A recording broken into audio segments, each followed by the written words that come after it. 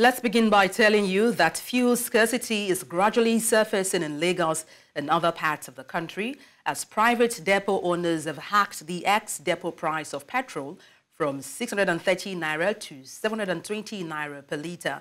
This development comes as fuel scarcity deepened in Abuja and surrounding states on Sunday, with some filling stations selling petrol as high as 900 naira per litre. In an interview on Sunday, the National Vice President of the Independent Petroleum Marketers Association of Nigeria, Fashola, revealed that many filling stations were closed because they had no fuel in their tanks. He called on the Nigerian National Petroleum Company Limited, the sole importer of petrol at present, to explain the situation to Nigerians. He also appealed to the public to avoid panic buying and purchase only what they need, ensuring the available fuel can be evenly distributed.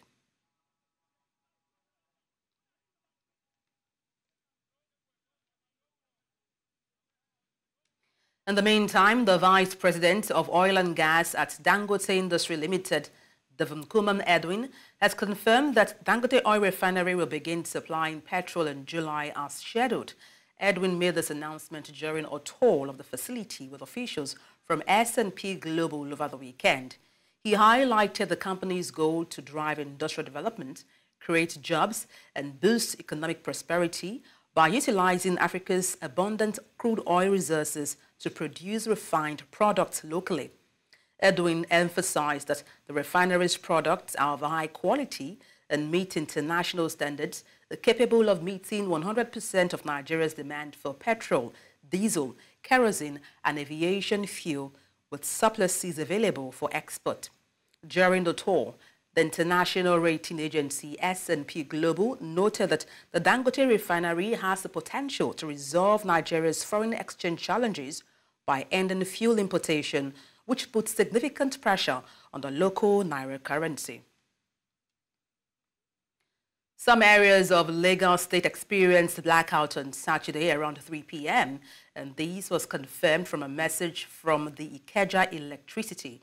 Now, though some reported that the national electricity power grid crashed to 70.60 megawatts around 4 p.m., and this would make it the 7th time the national grid would collapse in 2024.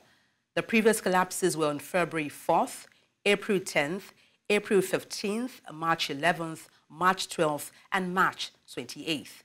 And during the inauguration of the 31-member Presidential Economic Coordination Council, held at the council chamber of the Presidential Villa in Abuja on Thursday, President Adebola described the current low electricity generation in the country as shameful.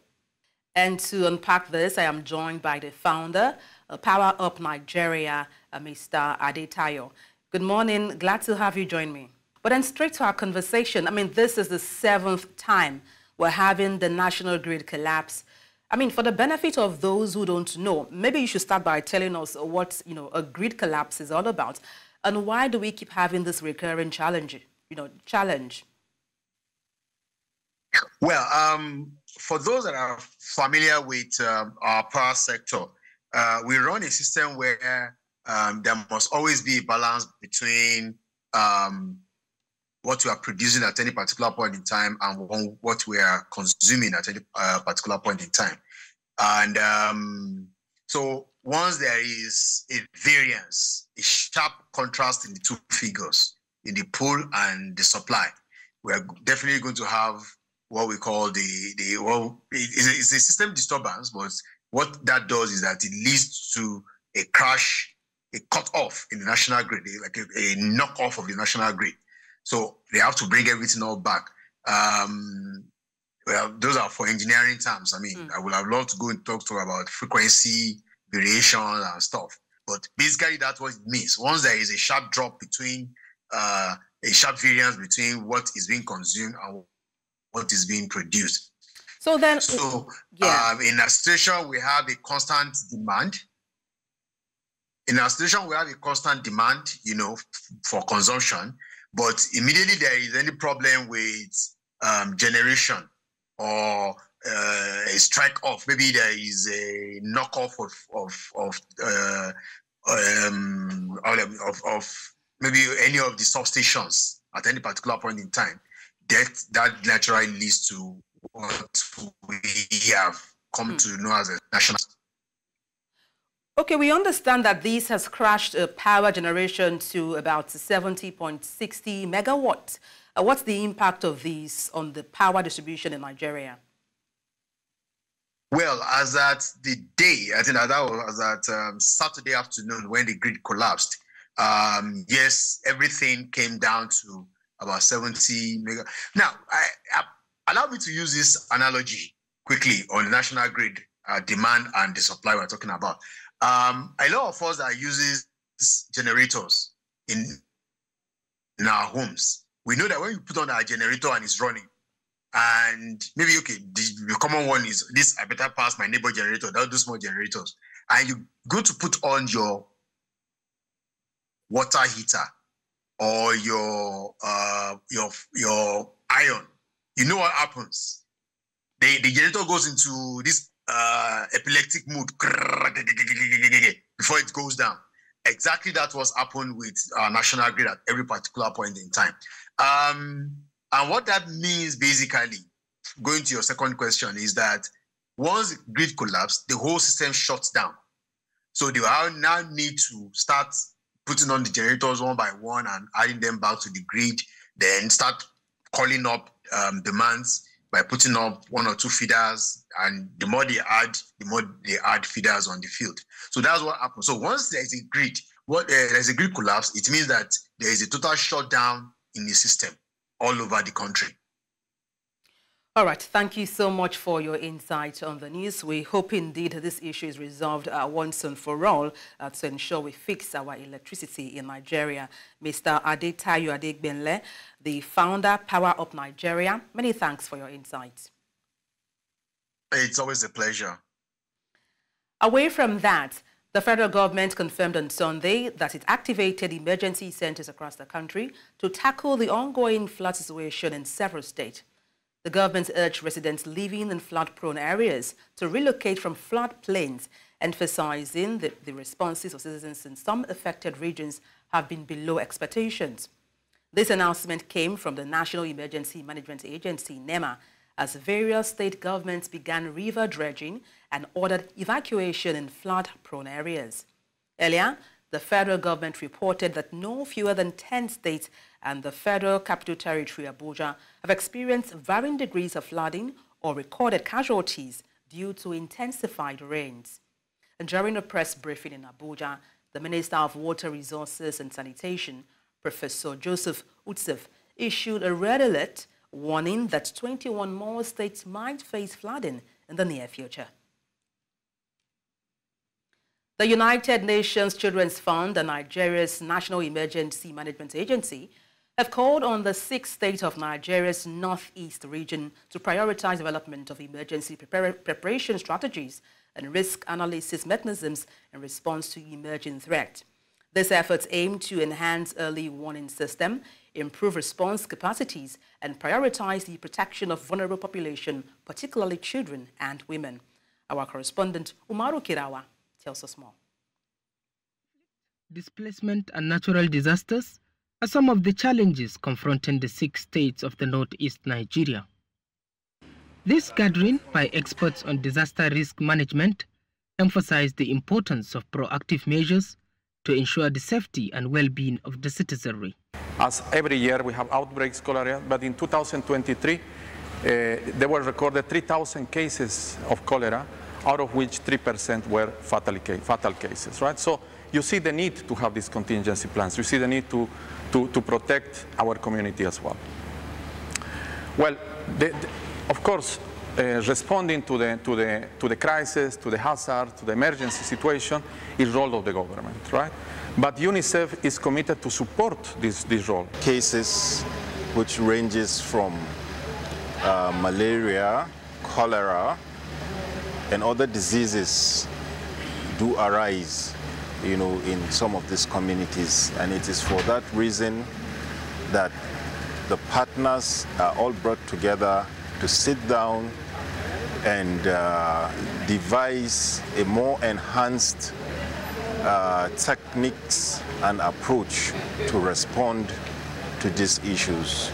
The agencies have pledged to provide support and guidance to the state in developing effective emergency preparedness plans.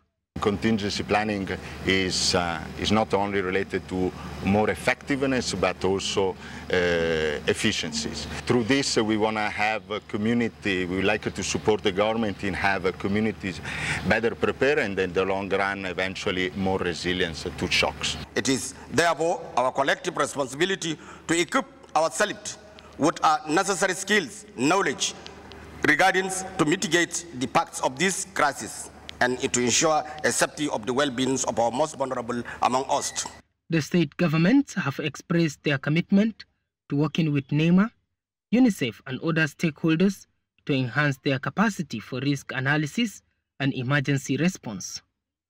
By prioritizing preparedness and resilience building efforts, the states hope to safeguard the lives and livelihoods of their residents in the face of ongoing challenges. In Maiduguri for News Central, Umaru Kirawa. You're watching News Central Television. Let's take a short break. Stay with us. Thank you for staying tuned. Nigeria's National Institute for Legislative and Democratic Studies has pledged its commitment to support the growth and development of young Nigerians that will help shape the future of the nation. And this was made known during a town hall meeting and launch of the third fellowship for the Legislative Mentorship Initiative for Youth, saying that the program offers young Nigerians the platform to lead and make an impact in the society. NIST has consistently supported LMI program over the years. And now, as the institution and home of LMI, and we remain committed to strengthening its commitment to fostering the growth and development of young leaders who will shape the future of our nation, Nigeria. To standing firmly behind you, nurturing your growth, and celebrating your successes. I salute you all. You are indeed the future of this country. And from all I have heard, that future is very bright. With Nigeria losing billions in naira and millions in dollars to cybercrime, many say its effect is taking a toll on the nation's economy. In this special report, our correspondent Marvelous Obomanu sampled the perception of many young Nigerians about cybercrime. Have a listen. The Economic and Financial Crimes Commission, Nigeria lost over $500 million to cybercrime in 2022, while the nation's banking sector also lost 8 billion naira to internet fraud. Despite the visible danger internet fraud poses to the nation's economy, many youths see it as an innovative means of economic survival rather than as a criminal enterprise. Recently, some youths in Nigeria's capital, Abuja, took to the streets to raise awareness on the dangers of internet fraud and to call on the nation's anti-graft agency, the EFCC, to do more in tackling cybercrime. Internet fraudsters, popularly called Yahoo Yahoo, is gaining dominance in the Nigerian society. It is mostly engaged by youths from 18 to 35 years. Some of them say the factor pushing youths into this Yahoo Yahoo is because there is a failure on the part of the government to provide job and employment for them. Some of them have said they've graduated from school only to finish and there is no job. How can a full-grown youth graduate from school and will not have job to work, to get back a living for himself? I am not blaming any of the youth today. I am blaming the government, because if the government have made provision for the youth, just as they've promised us from their campaign down to this moment, the internet fraud will not be as much as in the society today. Nigeria has all the resources it requires to train, bring up Nigerian youth in a good way, train them and give them what they want, livelihood. But due to the failure of government has failed to do his responsibility. That is where we have landed ourselves in this aspect. While available data states that cybercrime is on the increase in Nigeria and is more popular among the youth in the country, Some, however, believe there are several reasons for this trend. If I'm free doing nothing after graduating from school, no job, nothing, sitting at home, definitely something will come up to my mind. And you know, these days the youth like it the easy way. Knowing fully well that the easy way is not the best, but they prefer the easy way and face the consequences later. Some blame the quest to make quick and easy money, while others think the nation's political class has not led by example, as there is so much wealth in display without relevant industries to explain their source. Our politicians, what they live on is collecting money, taking it abroad, investing in other countries, collecting our own currency, changing it to hard currency, taking it outside the country to develop the country outside there. Why not bring that currency, why not bring that money back to this country, develop this country, build factories for this company and employ the youth?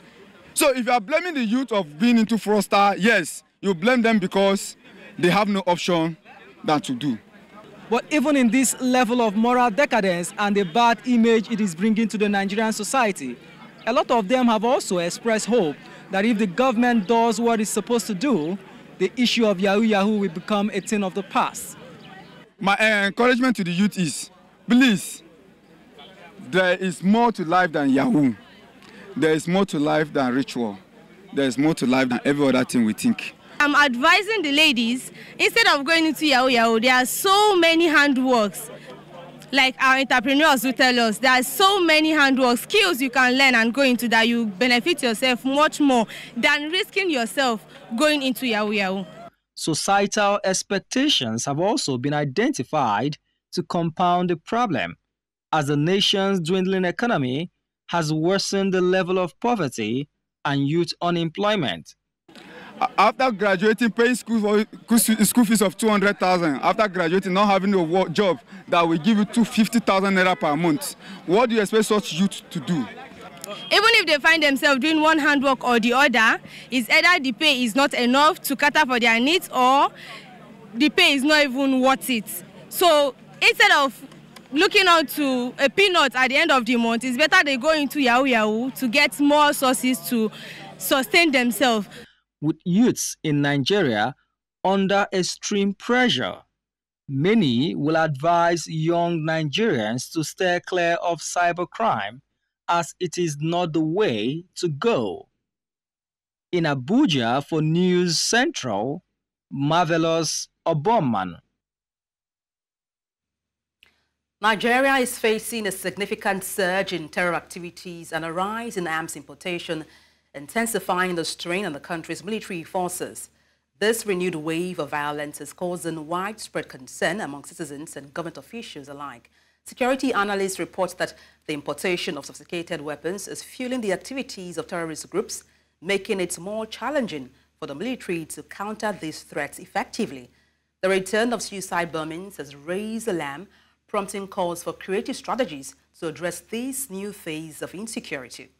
In response to the escalating violence, the government says it is intensifying efforts to strengthen border security and curb the illegal importation of arms.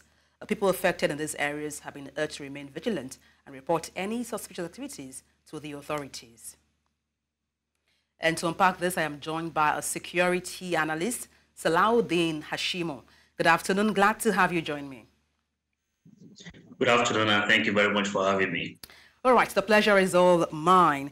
I mean, just last week we were talking about, how 23 people died in Goza in Borno State.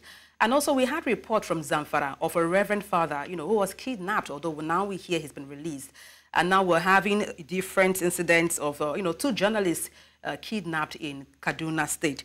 Why are we having such a rise in insecurity? All right. I think it would be nice to begin by saying that security is interactive. And what we have seen as a resurgence is perhaps also a function of some of the relapse in the socioeconomic community that is also putting pressure on the entire security architecture. Second is also the issue that borders around the intelligence gathering, which also hasn't been very proactive enough very lately. And I think, again, it is very important that we pay attention to the model of our intelligence gathering. And you know that intelligence actually has 3 categories. But the most important one is the actionable intelligence, which also allows track one institutions to also function in a way that is also very precise, and again do things in a manner that also safeguards lives and property. And the third one is also the economy and also the complacency and the complicity, rather, the complicity of security stakeholders with some of these terrorist organizations. And it is also not news lately that we have seen some level of complicity news that is also emerging about how security actors have also provided either safe passage or provided them with some tip-off or sometimes offer them some shield. Just to come in there. It is because yeah, if I may, apologies for butting in. You said something quite interesting. You talked about the lack of intelligence gathering of our security officers and also complicity of those at the helms of security, you know, managing our security outfit. Some other persons have said this can be attributed to poverty. How true or false is that? Oh, yes. It is actually very clear that, like I mentioned earlier, security is interactive. The more deeper we find the socioeconomic component running low, short of metrics, they rise the level of insecurity that we find. And again, the National Bureau of Statistics indicators and indices lately has suggested very clearly that we are not doing too well. There's a lot of economic pressure, and that particular pressure in itself, unfortunately, is undermining the kinds of progress, which therefore means that 2 things are happening. One, we are experiencing recidivism, which is a case of those who are either repentant, going back to criminality, particularly repentant Boko Harams and insurgents. And we have seen cases of those who just came out from the rehabilitation program, who were also either went back into the forest or laid siege for some sort of economic survival. The second one is the issue that borders around recruitment. Recruitment into terrorist organization has also been on the rise. And this is because there is also a challenge with the economy. And this is where the tragedy of the conversation also comes in. Government must also pay a lot of attention to non-kinetic conversation. And the non-kinetic conversation deals with economic factors. But again, because it is enduring and it is long-term, governments are not always very patient, or they find it as a less valuable venture to follow through, and they just put boots on the ground and think rolling out tanks and kinetic components is the only way out. And unfortunately, put all of these things together, it hasn't worked for us, and we must revisit and find some re-evaluation of the kind of approach we have. Just to follow up on what you touched on, you talked about non-kinetic measures to, you know, curb crime and criminality in Nigeria. Just to follow that, you know, train of thought, talking about indoctrination, which people believe, certain people believe, you know, could also be a factor to the rise in insecurity and kidnappings in Nigeria. People being brainwashed to commit crimes, indoctrinated to partake in crimes and criminality. Would you say, or do you believe education could be the silver bullet in ending such crimes? Yeah, I mean, education kills terrorism, but again, education also comes in different formats, and it comes in different components. But I can guarantee you that it is just a function of criminality that we have out there. There are a lot of people who never had access to education, but they have also redefined their lives and are making meaningful ventures out of it. By virtue of what I do, I have had the opportunity to interact with some people within the Safe Corridor program, and I know too well that a number of them cannot even recite just a particular stanza or a verse in the Quran. So it tells you it is not about religion. It is not about issue of indoctrination. It is just sheer criminality. And of course, until we look at it from that point of view and approach it from that direction, find some kind of infrastructure that will help us to contain, prevent, and deter recurrence, and I think we may not be able to make significant progress. But most importantly, the fact that we must, yes, educate, but again, if we educate, it has to be contextualized to what particularly resonates with some people. If you take, for instance, somebody in the Northeast or the Upper North, and they're going to give the person an Islamic teaching, it does not make the person an illiterate because he cannot converse or read in English or does not have Western education. So education in itself is relative. But what matters most, or what is universal, is criminality. And what we see happening now, clearly, is an act of terror, an act of criminality, and must be condemned by all sorts of individuals. But again, it is about how we contain that ideology of allowing people to get recruited. If issues of justice are not addressed, it is very easy to recruit people because what people give you as an alternative is say, look, if the state cannot come to your rescue, then they can offer you a pathway to get justice. And that is exactly what we see playing out in different quarters. And that's a fine place to wrap up. Thank you so much for your insight on the news. Salahuddin Hashimu, security expert, many thanks for your insight once again. Traders in Area International Market, Aba, have called on the Abia State government to save them from the present environmental menace being encountered for over a year now, following the redesigning of the market. And traders say the situation has affected their health and also threatened their businesses in so many ways. Our correspondent Chiwo Ogele spoke to some traders and they shared their experiences. The major challenge confronting the traders and market are perennial flooding, disorderliness, overcrowding of the market with shops and filth.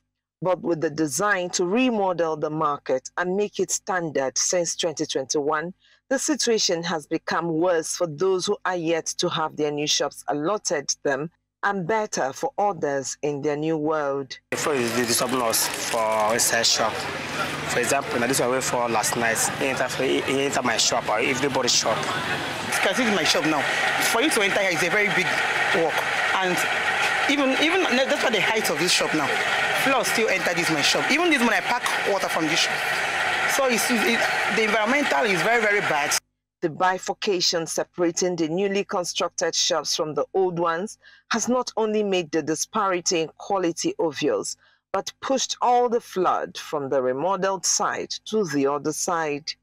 Not even the makeshift drainage dug by the contractor to collect the flood provided succor, as it becomes a health concern as well as environmental issue to the traders. The traders had to seek ways of keeping the flood out of their shops somehow while waiting for the remodeling to be concluded. Like the gutter, this wasn't the size of this gutter before, but they expanded it.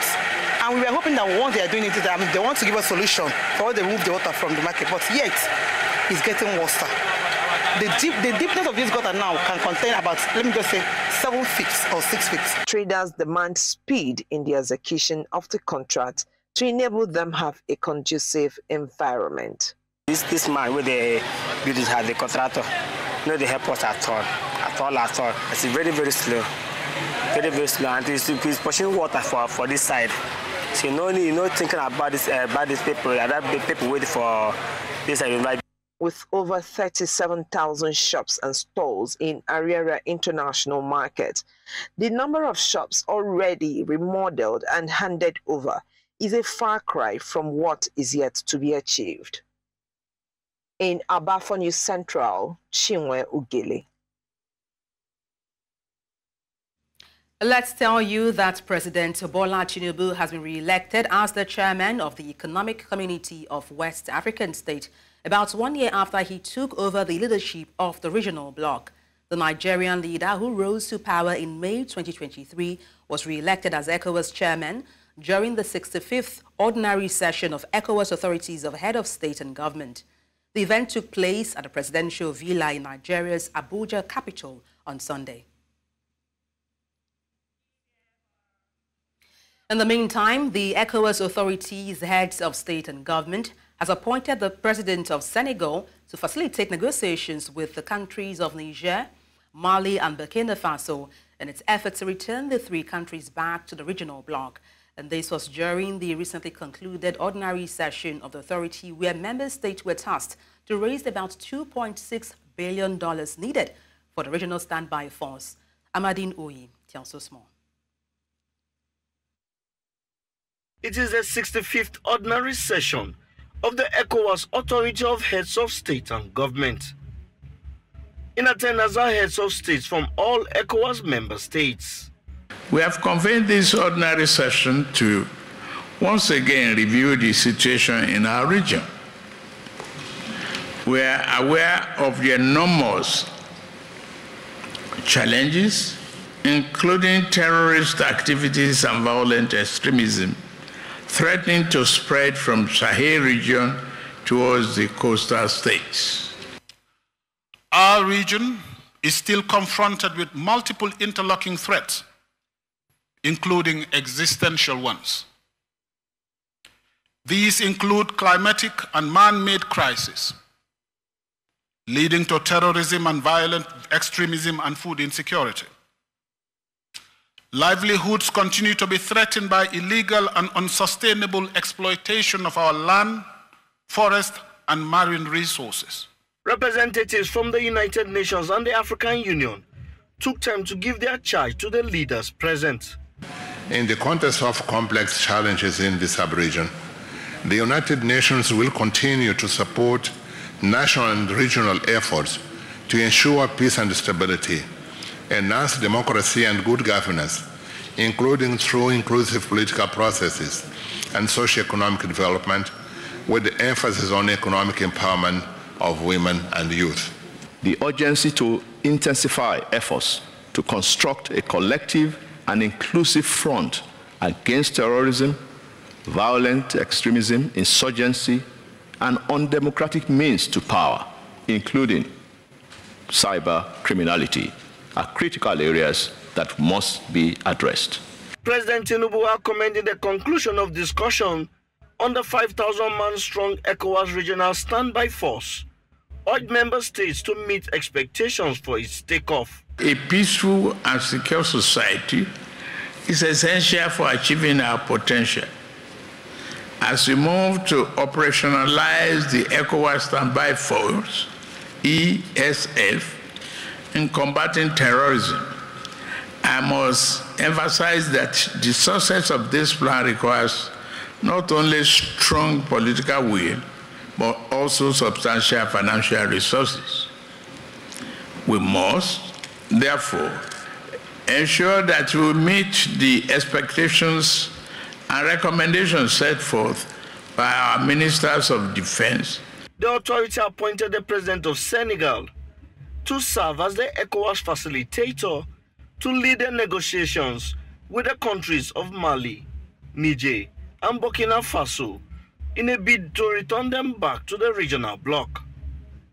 In Abuja for News Central, I am Amadine Oyi. Mali, Burkina Faso, and Niger have come together to form the Alliance of Sahel States. Each is ruled by a military government and leads to a split from the larger West African regional bloc, the Economic Community of West African States, ECOWAS. The Confederation of Sahel States, which will use the acronym AES and be headed by Mali in its first year, totals about 72 million people. The exit came as the trio shifted away from former colonial ruler France. All three have expelled anti-jihadist French troops and turned instead towards what they call sincere partners, Russia, Turkey, and Iran. And to discuss this, I am joined by a research associate, Durban University of Technology, Dr. Mololu Fagbadebo. Good afternoon. Glad to have you join me. Are you there? Yes, I'm here. Good afternoon. All right. It's glad to have you join me on the news. Let me kick off by asking what your... All right. Let me start by asking what your thoughts are on the confederation formed by Niger, Mali, and Burkina Faso, which they call the Alliance of Sahel States. Your thoughts? Thank you. And I think that came out as a result of their frustration with the ECOWAS. The reason is that the three countries, when the military took over, ECOWAS stood against them. And because ECOWAS stood against them, they took it upon themselves as a matter of opposition. And the three of them, because they have a common ground, they have a common issue, they have a common, what we call a common enemy, and they felt that coming together would become a better thing for them. And they needed that kind of organization or that kind of rapprochement among themselves in order to pursue a just cause, given the fact that they were being opposed by the ECOWAS as well as the Western power, and including African Union. So they did that as a means of self-defense, self-protection, and then self-progress. Yeah. With this new development, how does it impact or affect the stability of ECOWAS as a body? It will because it's telling you the imminent disintegration of ECOWAS if not well managed. Except if these three countries, and know that these three countries, they are part of the Francophone countries. If that happens, other Francophone countries might join, and other disgruntled countries also might join the fray. So in fact, the ECOWAS itself is under the threat or under the impression that this could lead to a decapitation of that organization. And note that ECOWAS itself is not so strong initially. So if it were a very strong regional body, it will be under entirely, whereby you have multiple centers of power. Majority of the power they depend on Nigeria. And these three countries, they have one or two things against Nigeria, because as at the time the coup took place, Nigerian president was the chairman of ECOWAS, and he took a kind of deep opposition against their emergence as the leaders of their country. Now we have negative impact on the future of ECOWAS. All right. Now, we understand that ECOWAS has delegated Senegal to facilitate negotiation amongst these three countries. President of Senegal, Diomaye Faye, is to negotiate to see how possibly they can woo back these three countries. Do you see that happening, them coming back to ECOWAS, Niger, Mali, and Burkina Faso? Well, if the president of Senegal could succeed in convincing them, it might be possible, but I'm not sure of the feasibility of the leader of Senegalese leader convincing them. Why do you say so? Reason being that the three of them have joined an alliance with Russia. So whatever decision they will take now will depend on the position of Russia. With the support from Russia, they are likely to dance to the tune of Russia, of Putin, regarding which regional body they feel like join. And you discover that joining a regional body has to do with how you leverage your power in the global system. So with the alliance with the East, and then with the coming power of Russia, and I'm not sure of what attitude of Putin will be like in allowing them to come back to the fold of ECOWAS, if they insist in doing that. And secondly, will ECOWAS leaders accept them back as a military government? Will they not insist that they must be democratized? Those are the ramifications that we need to consider as well. Well, we're pressed for time. I wish we had more time, but thank you so much for your expertise on the news. Research Associate, Durban University of Technology, Dr. Molulu Fagbadebo. Many thanks for your insight once again. In the east of the continent, the leader of a Kenyan doomsday cult is on trial on charges of terrorism over the death of more than 400 of his followers in a massacre case that shocked the world. Self-proclaimed pastor Paul Nthenzi Mackenzie appeared in court in the Indian Ocean port city of Mombasa, along with 94 co-defendants on Monday. Journalists were removed from the courtroom shortly after the start of the hearing to enable a protected witness take the stand. Mackenzie, who was arrested in April last year, is alleged to have incited his acolyte to starve to death in order to meet Jesus. He and his co-accused all pleaded not guilty to the charges of terrorism at the hearing in January. They are all facing charges of murder, manslaughter, kidnapping, and child torture and cruelty in separate cases.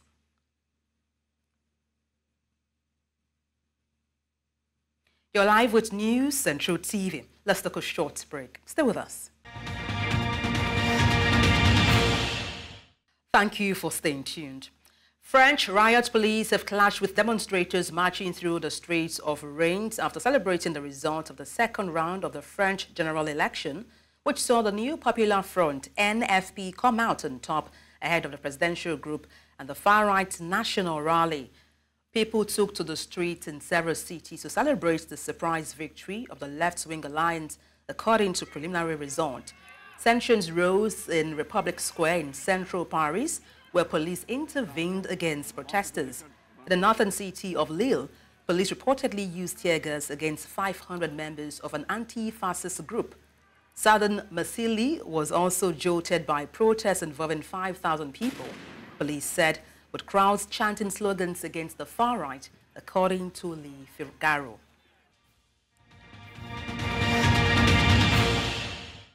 The Honorable Minister of Sports Development, John Eno, has stated that the ministry is putting the final touches on Team Nigeria's preparation plans for the upcoming Paris 2024 Olympics, alongside the Nigerian Olympic Committee and other relevant federations. In a statement, Senator Eno highlighted the extensive efforts being made to ensure Team Nigeria is well prepared to compete for honors at a prestigious global event. Senator Eno emphasized the importance of pre-Olympic campaign for athletes to achieve focus, fine-tuning, and serene environments devoid of distractions. He expressed gratitude to President Bola Tinubu for his unwavering support for Team Nigeria's Olympic preparation. The Olympics is set to run from 26th July till 11th August 2024.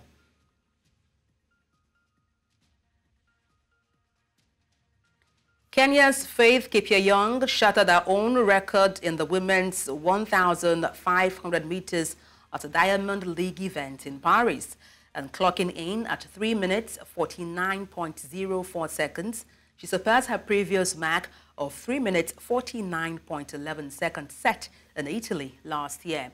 9 other competitors achieved personal best, with Australia's Jessica Hall securing second place in 3 minutes 50.83 seconds, smashing her Oceania record by 5 seconds, while Laura Mion claimed third in the British record time of 3 minutes 53.79 seconds. Kipyegon and 2-time Olympic gold medalist had a run only twice in 2024 before Sunday's race, ensuring her spot in the Paris Olympics at the Kenyan trials in June.